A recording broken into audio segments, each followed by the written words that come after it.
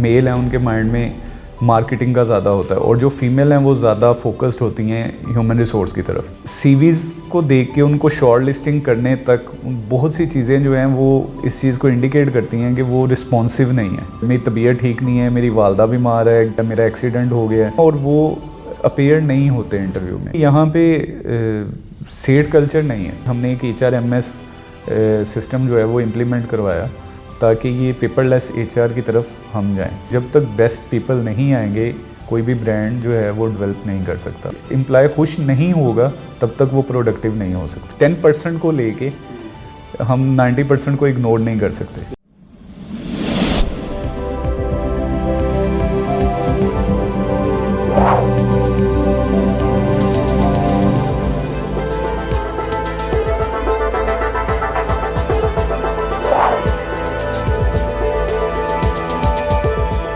आउज़ुबिल्लाहि मिनश्शैतानिर्रजीम बिस्मिल्लाहिर्रहमानिर्रहीम अल्लाहुम्मा सल्लि व सल्लिम अला सय्यिदिना मुहम्मदिन व आलिहि बिक़द्रि हुस्निही व जमालिही व नूरिही व कमालिही। अस्सलाम वालेकुम दोस्तों, मैं हसन रज़ा आज एक दफ़ा फिर आपकी खिदमत में हाज़िर हूँ। दोस्तों, आज जो हमारे गेस्ट हैं, I mean he is unique, amazing and seasoned HR professional.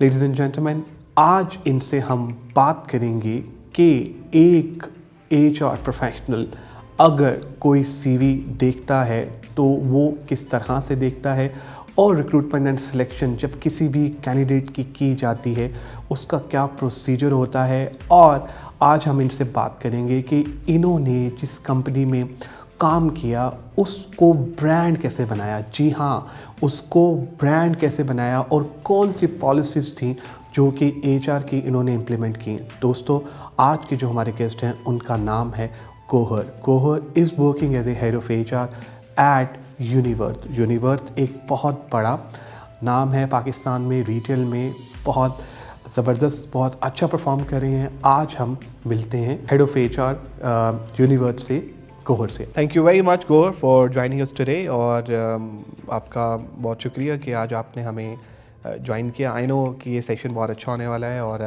हम आपसे बहुत कुछ सीखने वाले हैं।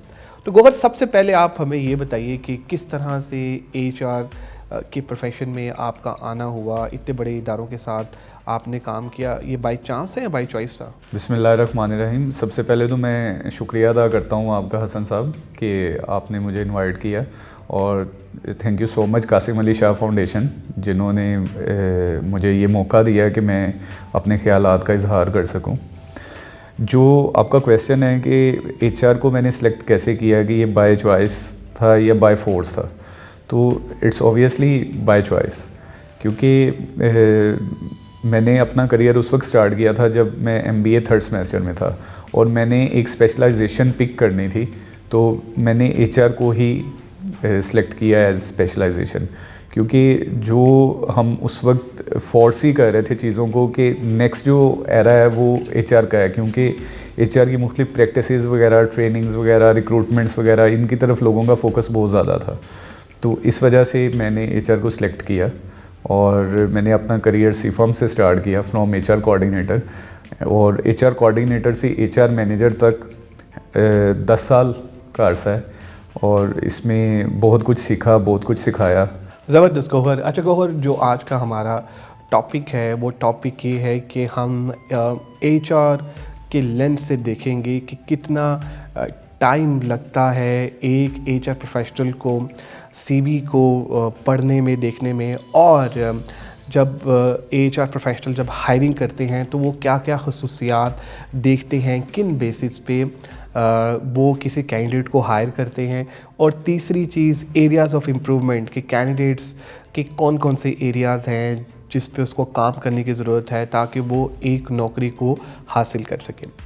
सो गौहर, सबसे पहला सवाल, आप क्या समझते हैं कि जो आजकल जो हमारी Z जेन है, ये जो आ रही है, ये इनका फोकस किस पे ज़्यादा है और कौन से एरियाज़ ऑफ इम्प्रूवमेंट इनके हैं, पर्टिकुलरली जब हम रिक्रूटमेंट एंड सिलेक्शन की बात करते हैं? जो हमारी न्यू जनरेशन है उसके उनका जो व्यूज़ है ज़्यादा वो मार्केटिंग की तरफ है, कि ज़्यादातर जो बच्चे जो फ्रेश ग्रेजुएट्स हैं वो जब यूनिवर्सिटी से निकलते हैं तो उनके माइंड में मैक्सिमम जो मेल हैं उनके माइंड में मार्केटिंग का ज़्यादा होता है, और जो फीमेल हैं वो ज़्यादा फोकस्ड होती हैं ह्यूमन रिसोर्स की तरफ। तो इन चीज़ों को मद्देनज़र रखते हुए जो भी कोई वैकेंसीज़ वगैरह आती हैं, कुछ चीज़ें ऐसी हैं कि हमारे मोस्टली जो स्टूडेंट्स हैं उनको शायद यूनिवर्सिटीज़ में इस तरह गाइड नहीं किया जाता कि उन्होंने अपने करियर को लेके किस तरह चलना है। उनकी सीवीज़ को देख के उनको शॉर्ट लिस्टिंग करने तक बहुत सी चीज़ें जो हैं वो इस चीज़ को इंडिकेट करती हैं कि वो रिस्पॉन्सिव नहीं है। अगर वो ईमेल पे हमें भेज रहे हैं अपना सीवी, तो वो जो गाइडलाइंस लिखी हुई हैं वो उनको फॉलो नहीं कर रहे। वो अपने सब्जेक्ट में नहीं लिख रहे कि वो किस पोजीशन के लिए अप्लाई कर रहे हैं। सेकेंडली, जो उन्होंने सीवी के अंदर स्टार्ट जहाँ से करना है वहाँ पे इररेलेवेंट इन्फॉर्मेशन बहुत ज़्यादा है। होता क्या है कि हमारे पास बल्क ऑफ सीवीज़ आ रहे होते हैं डेली बेस पे, हर वक्त 5, 6, 7, 8 पोजीशंस पाइपलाइन में होती हैं जो चल रही होती हैं। तो उसमें हमने सिर्फ सब्जेक्ट को फ़िल्टर करना है, और फ़िल्टर करके हमने देखना है कौन कौन से सीवीज़ हैं। उसमें होता ही है कि जिन्होंने सब्जेक्ट नहीं लिखा, बेशक वो कम्पिटेंट भी हैं, तो वो उनका सीवी जो है फ़िल्टर होके नहीं आता। तो इस सूरत में बहुत से लोग जो हैं वो उस चांस से जिसके लिए वो अहल होते हैं वो पीछे रह जाते हैं। दूसरी चीज़ ये है कि जो उन्होंने इन्फॉर्मेशन प्रोवाइड की होती है वो करेक्ट नहीं होती, या बाज़ औक़ात जो उन्होंने सेल नंबर दिया है वो उस पर कॉल पिक नहीं कर रहे होते। अगर वो कॉल पिक कर लेते हैं तो इंटरव्यू के लिए वो डे सिलेक्शन पे काफ़ी कर रहे होते हैं कि जी कल अगर आपने स्केड्यूल किया है तो इसको परसों कर लें, कल मेरा कोई काम है, इस तरह की चीज़ें। और जिस दिन इंटरव्यू होता है उस दिन 3-4 जो हमारी ये न्यू जनरेशन है उनके 3-4 बहाने जो हम अक्सर आपस में डिस्कस करते हैं मुख्तलिफ फोरम्स पे कि जी मेरी तबीयत ठीक नहीं है, मेरी वालदा बीमार है, फैमिली में किसी का इंतकाल हो गया, मेरा एक्सीडेंट हो गया। तो ये चीज़ें हैं और वो अपीयर नहीं होते इंटरव्यू में। तो ये चीज़ जो है ये काफ़ी नेगेटिव इम्पैक्ट जो है न्यू जनरेशन के लिए क्रिएट करती है कि ये अपने करियर्स को लेके सीरियस नहीं है। और कुछ ऐसे हैं अगर इंटरव्यू के लिए आ जाते हैं तो उसके बाद फाइनल इंटरव्यू के लिए नहीं आते, क्योंकि रिक्रूटमेंट एक प्रोसेस है जिसमें पहले शॉर्ट लिस्टिंग है, स्क्रीनिंग है, फिर फर्स्ट इंटरव्यू है, फिर सेकंड है, फिर फाइनल इंटरव्यू है, फिर ऑफ़र जाती है, फिर कैंडिडेट हायर होता है, सिलेक्शन है। तो जो हमारी जो न्यू जनरेशन है वो इस चीज़ से अवेयर नहीं है कि एक ऑर्गेनाइजेशन में क्या प्रोसेस होता है। तो ये कुछ चैलेंजेस हैं। ठीक है, ओके। अब ज़रा हम बात करते हैं कुछ डिफरेंट पर्सपेक्टिव में। देखें, आपने ठीक कहा, कुछ केसेस में ऐसे होता है कि लोग जो हैं वो शायद उस तरह से रिस्पॉन्ड नहीं करते हैं, कुछ डिफरेंट रीजंस हो सकती हैं। मैं ज़रा उनके पर्सपेक्टिव से ही पूछना चाह रहा हूँ कि एज ए HR प्रोफेशनल्स हम लोग भी बड़ी ज़िम्मेदारी हैं कि हम उनकी क्वेरीज़ का रिप्लाई करें। एक हमारे फॉलोवर हैं जो कि कासिम अली शाह फाउंडेशन पे हमें फॉलो करें। जब हम आपसे प्लान करें तो उन्होंने कहा था कि हम मेरे बिहाफ पे ये ज़रूर पूछिएगा।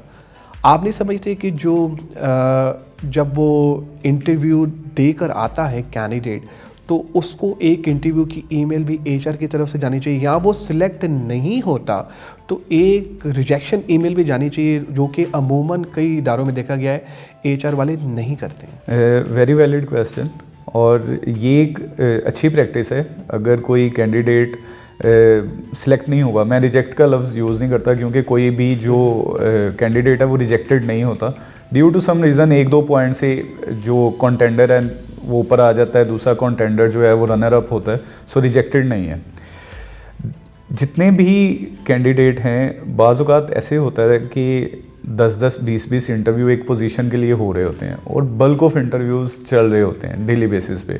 तो इस सूरत में ये चीज़ अभी पॉसिबल नहीं है। लेकिन उसके पैरेलल हम ये करते हैं कि चूँकि आजकल व्हाट्सएप के थ्रू हम मुख्तलिफ लोगों से कांटेक्ट कर रहे होते हैं, तो हम व्हाट्सएप पे अगर वो पूछते हैं तो हम उन्हें बता देते हैं कि बेस्ट ऑफ लक। मतलब मेरी ये प्रैक्टिस है कि मैं मोस्टली कोशिश करता हूँ कि मैं व्हाट्सएप पे मोस्टली लोगों को अगर मुझसे पूछते हैं कि जी हमने इस पोजीशन के लिए इंटरव्यू दिया था, तो आप काइंडली बता दें कि क्या फ़ीडबैक है, तो वो उनको मैं बता देता हूँ कि जी बेटर लक नेक्स्ट टाइम।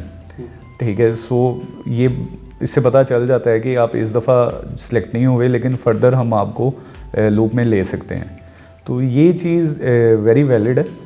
और रिजेक्शन ईमेल भी हो सकती है अगर आपके पास, क्योंकि रिटेल बहुत फास्ट सेक्टर है, यहाँ पे टर्नओवर बहुत ज़्यादा है और एम्प्लॉयज़ का आना, एम्प्लॉयज़ का जाना, उस चीज़ में वो फिर इसके लिए ये पूरी असाइनमेंट है, फिर इस पूरी असाइनमेंट पे काम करना पड़ेगा। बिल्कुल।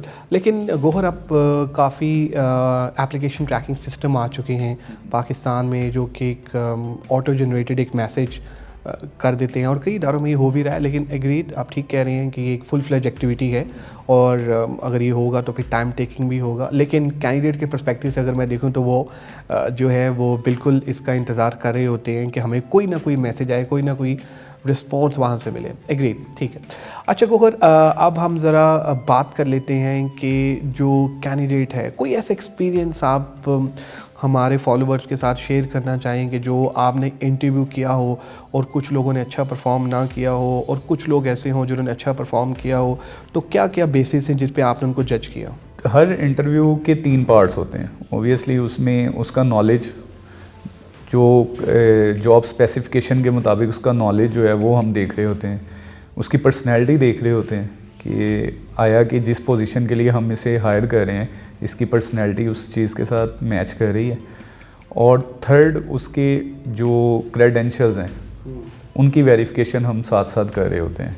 तो ये 2-3 चीज़ें हैं। जॉब नॉलेज के जो हमने स्पेसिफिकेशन दी वो उस पर पूरा उतर है, उसकी पर्सनैलिटी और उसके जो क्रेडेंशियल्स हैं, ये 3 चीज़ें हम चेक कर रहे होते हैं, और इन्हीं की बेस पे हम किसी कैंडिडेट। अच्छा गौहर, एक बड़ा इंपॉर्टेंट क्वेश्चन है, वो क्वेश्चन ये है कि अक्सर ये कहा जाता है यार कि इंटरव्यू के बाद यार इस कैंडिडेट का एटीट्यूड ठीक नहीं था, यार मुझे लगता है कोई प्रॉब्लम है इसके एटीट्यूड में।